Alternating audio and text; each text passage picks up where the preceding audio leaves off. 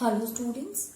So in the previous class we were talking about in this chapter, that is why do we fall ill, about the infectious and that of the non-infectious disease. We discussed students that there are some agents and these agents are responsible for causing diseases and making the person unhealthy or ill. Okay, so such agents which are responsible for carrying the infection from an infected person to that of the healthy person, that are known as the infectious agent, and basically it is caused by the microorganism. So we can say the microorganisms are responsible for carrying the infection from the from an infected person, from an unhealthy person to the healthy person. So that is what, that is a infectious disease. Infectious disease, students, we can say that it is also known as a communicable disease. So we can write it as a infectious or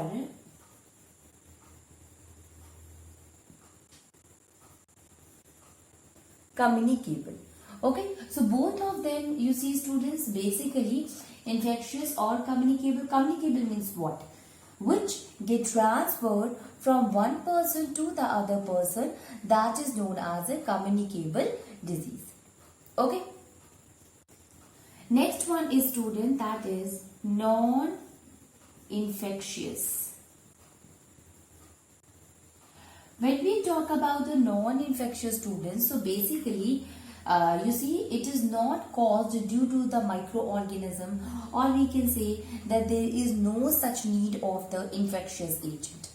Okay, so basically it is caused, we can say that it is not caused by that of the bacteria or the virus or the fungi, but we can say that it is caused due to the malfunctioning of any of the body function. Like if suppose you are not consuming a sufficient amount of a nutrient for a particular period of a time, it means you are not consuming the sufficient amount of a nutrient for a long period of a time, then it will cause deficiency disease, students.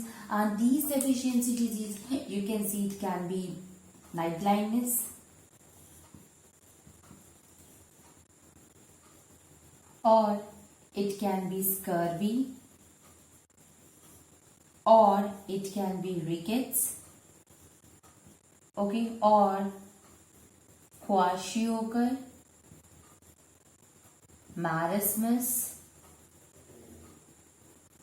So these are what, student, these are basically caused due to the deficiency of certain nutrient in our. So you can understand that this disease, this non-infectious disease, which is also known as a non-communicable disease, is caused due to the malfunctioning of the body part. There is no such requirement of an agent which used to carry the infection. Okay, so this is the difference between that of the infectious and the non-infectious diseases. Now let us discuss the another kind of disease, students, and that is the acute and chronic disease. Okay, acute disease and chronic disease. Yesterday also we also discussed about that of the acute and chronic disease, students. So what is the acute? From the name only you are able to understand it.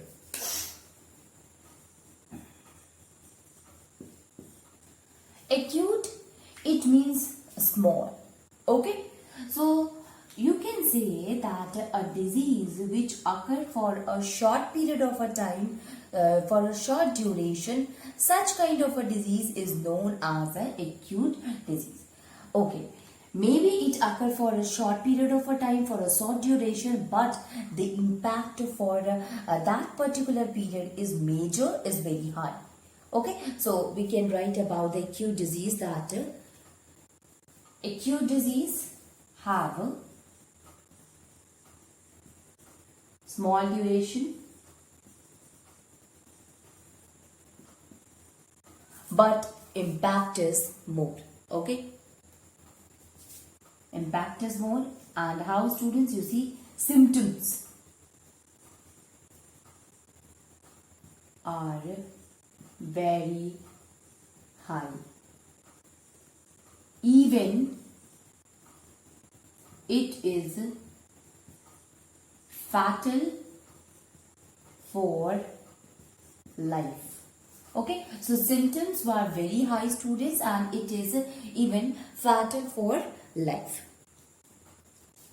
So you can understand the person, it can be hospitalized also, because if the symptoms is very high for that particular period only, but if the symptoms is very high, students, so the person should be hospitalized. So we can say that okay, it occurred for a short duration, but for that particular period of a time, if symptom is very high, the impact is very high on that particular person. Okay. What are the different examples of the acute disease, students? So you see, we'll say typhoid is there, or malaria is there, students.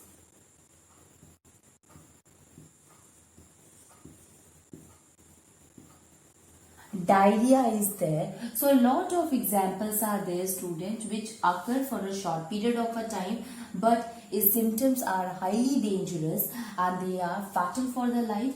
Also, we have to take it seriously. So this is about that of the acute disease. The name acute, it means a small, student. So with the help of the name only, you are able to understand that this disease occurred for a short period of a time. Now let us discuss the next one, and that is the chronic disease. Okay, so you see, chronic, just opposite to that of the acute diseases. Okay,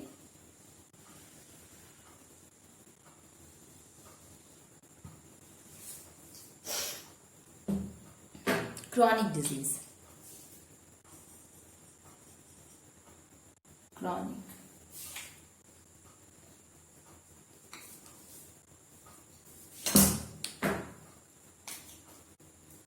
Chronic disease. If we talk about the chronic disease, just opposite to that of the acute disease, student, this disease, it occurred for a long duration of a time. Okay, so we can say long duration of time. It occurred for a long duration.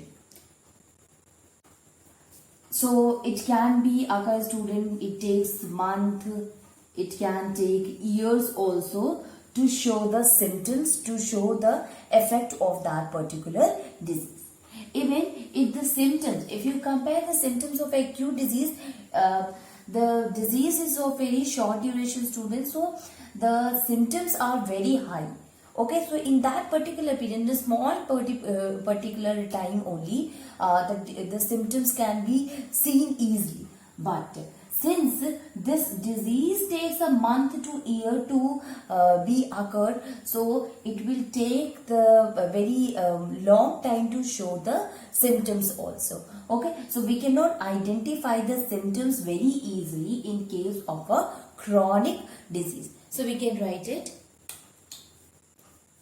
that symptoms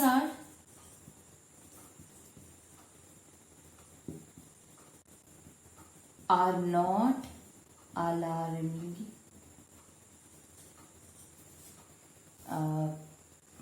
visible early. Okay, so we can say the symptoms are not visible early as compared to acute disease. So if we talk about the chronic disease, students, so you will see that it will slowly, it's a slow discomfort. Okay, so we can say that it is a mild in character,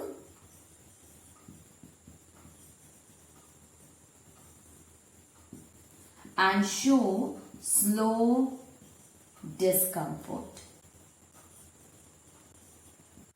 Okay, so long duration of a time is it takes a long duration to be occur, students, and it can be month, it can be year. Even the symptoms also we cannot observe it very easily. It takes time, okay, to fully occur in the body, and only then we are able to recognize the symptoms. It is mild in character and slow discomfort. Slow discomfort means, students, here discomfort means disease only. So it means the same thing, that we will face the problem slowly, not instantly, that happens in that of acute diseases. Okay, so this was all about the chronic disease. Now, what kind of a disease occur in case of a chronic disease, students? So you see, arthritis is there, or diabetes are there, student, hypertension, anemia.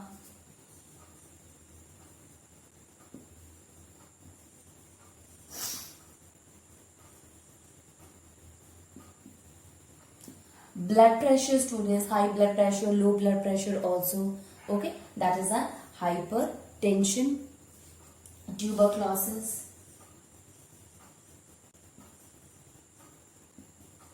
So you see, these all are the etc. These all are the different kind of a disease which we call as a chronic disease because it takes time to occur. Okay. Now, which one is the dangerous one? If you see both of them, student, the chronic disease as well as the acute disease, what you have observed, that which one will be the dangerous one? So you see, student, since the chronic disease, it occurs slowly, but its duration is long.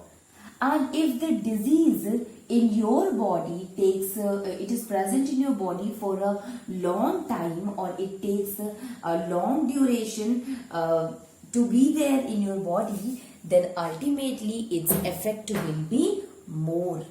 Okay, or we will say that it will show the permanent damage to other part of the body. So we can say that although acute disease at that particular period of a time, it is very instant and even the person can hospitalize, but the person can recover from the disease easily, and this acute disease will not going to damage the other part of the body.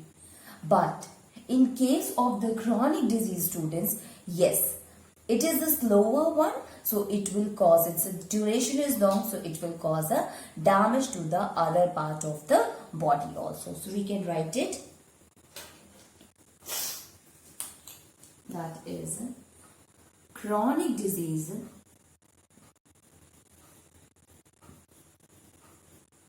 Chronic disease is it is for a short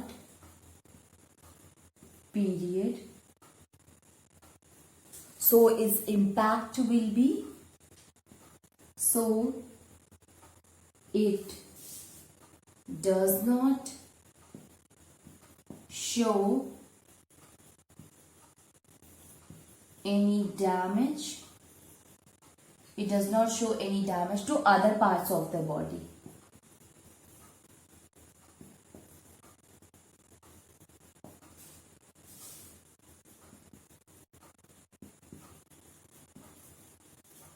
It does not show any problem, any damage to other parts of the body. Its duration is very small. But in case of a, sorry student, here it will be acute disease. I hope you all are knowing that acute is for a short period of a time. So we will say here acute disease. But in case of a chronic disease, its time duration is more. It is for the longer period. So we can say is for a longer period.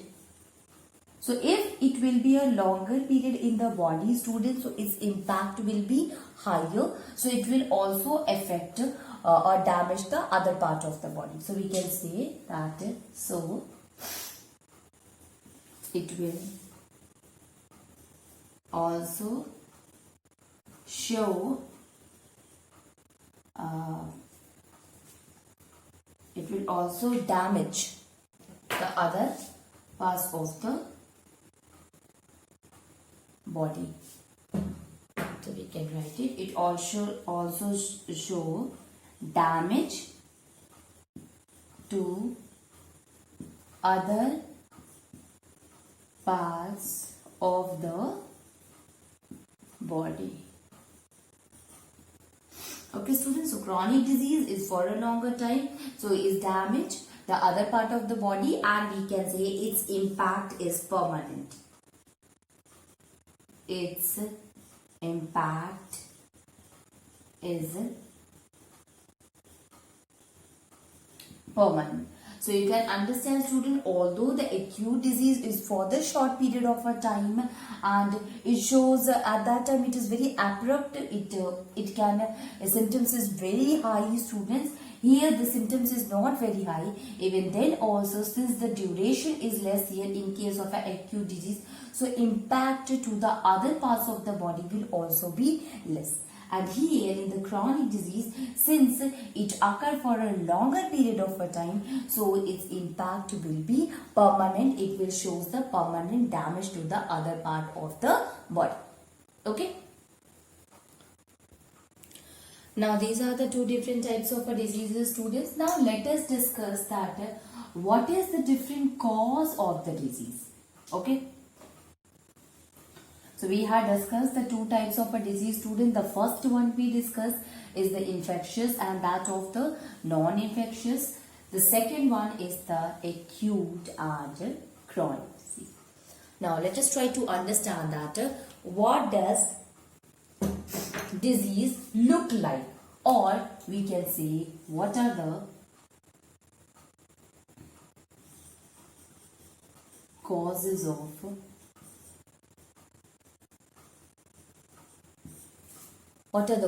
of the diseases, students. So you see, students, if we are saying that a baby is there or a child is there and the child is suffering from a disease, that disease is a loose motion. So then you will say that this loose motion is caused due to the infection, and that infection is caused by the infectious agent like that of a bacteria. Okay, so if a child is suffering from the loose motion, the first thing you will say that it is caused due to bacteria. Now the question arises, okay, so this is the first cause, okay, by which we can say that bacteria is responsible for the loose motion. The second question is, students, that from where does this bacteria came from? Okay, so bacteria, okay, it is responsible for causing the disease, but from where this bacteria came, students, this is the second cause. Okay, so maybe the child has taken contaminated water, or the child has taken contaminated food. Because of that, the bacteria enter the body of the child and causes the loose motion. So when we talk about the cause of the disease, here two type of causes of the disease we are talking about. The first one is the immediate cause,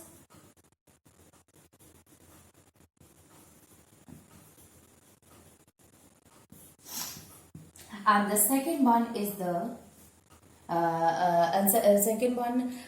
the contributory.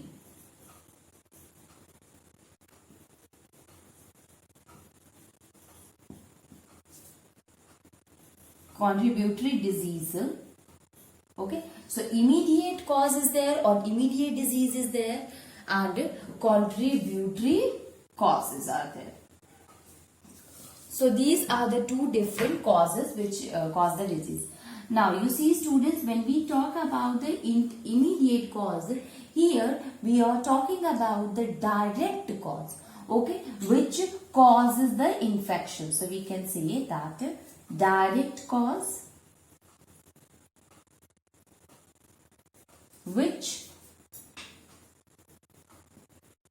is responsible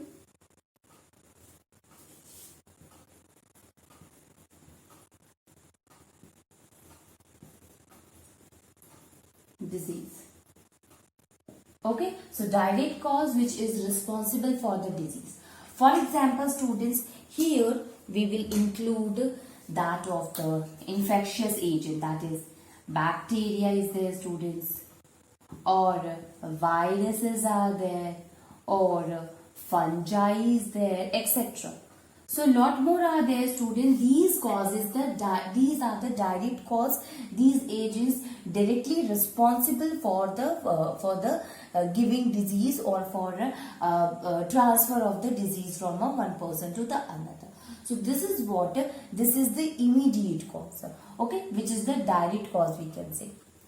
What about the contributory cause, students? So contributory cause is that from where this bacteria, this virus and this fungi originated. Here we are talking that what is the cause of the formation of this immediate cause, or what is the cause of the generation or the formation of the bacteria, virus and fungi, that we will study in the contributory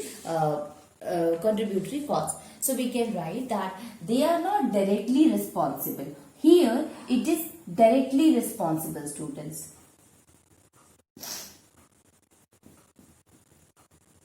For the disease. But here it is not directly responsible.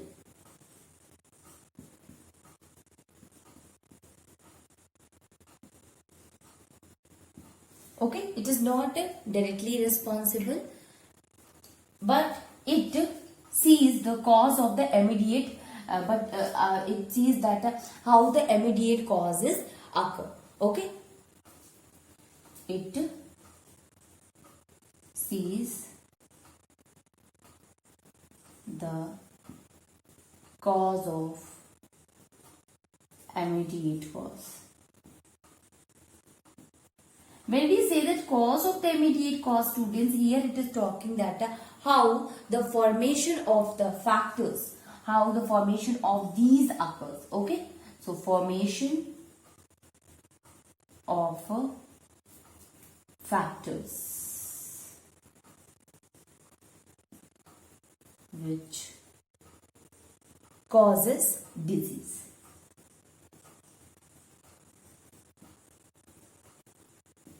Okay, so contributory cause is what, student? It is a cause basically which checks, which sees the what is the cause of this immediate cause factor. It used to check that why the bacteria, viruses and fungi it up. Okay, so you see, students, what does it include? That of the here we said it includes the bacteria, virus and fungi. In case cause, students, you see, if we are drinking the contaminated water, if we are drinking that of the contaminated food, eating that of the contaminated food, if we are living in an unhygienic condition, students, then ultimately that particular surrounding that particular food and water will cause the disease, and that is responsible for the immediate cause. So we can write it: unclean drinking water,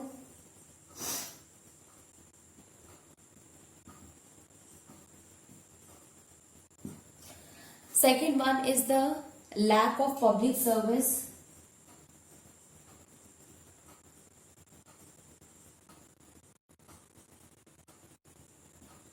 sewage, students. Okay, so we can say open sewage and garbage,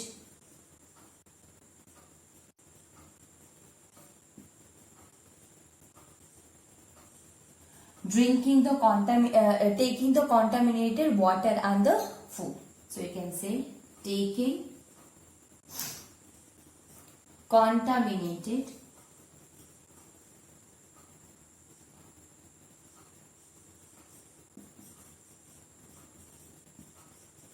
food and water, etc. Lot more causes are there, students, which we include into that of the contributory cause. You just try to understand that what is the basic difference between these two.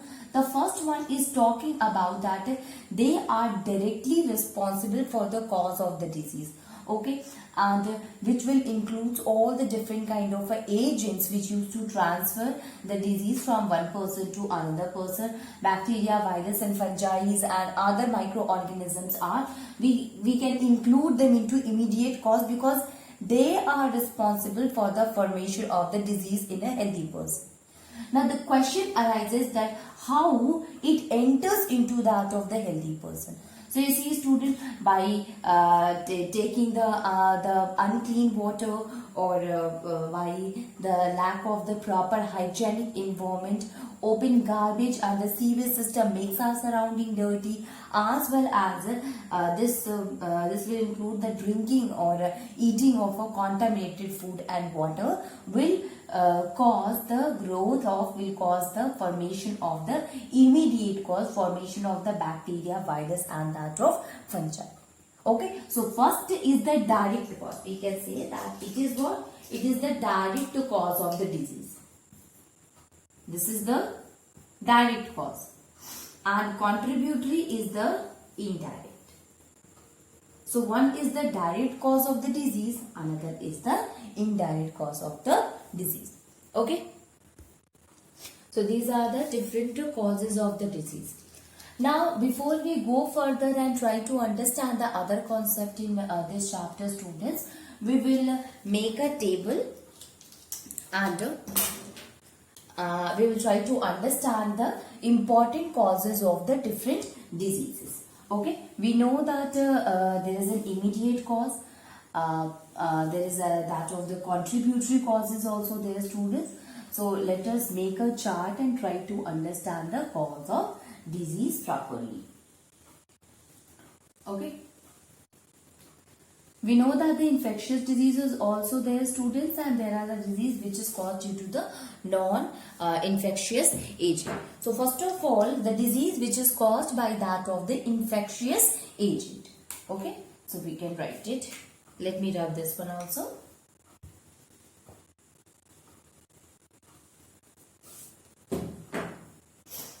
Disease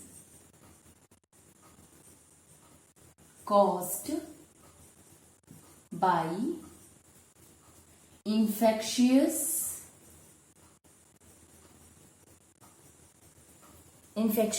agent. Okay,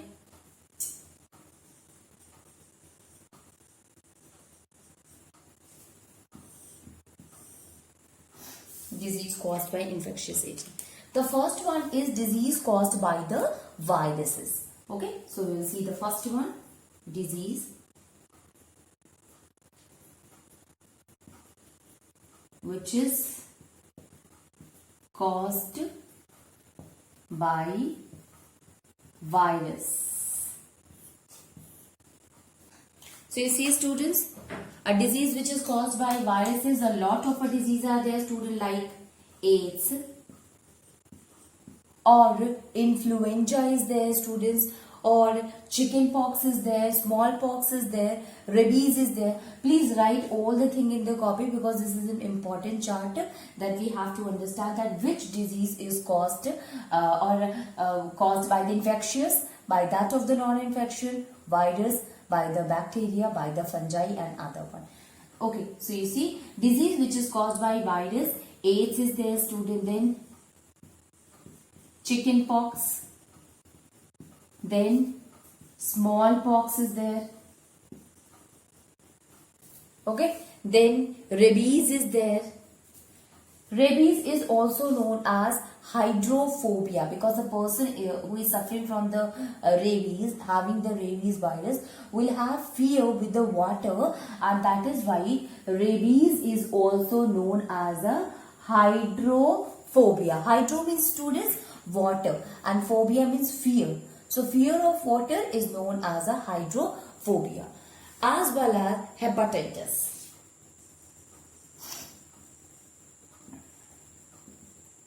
These are what?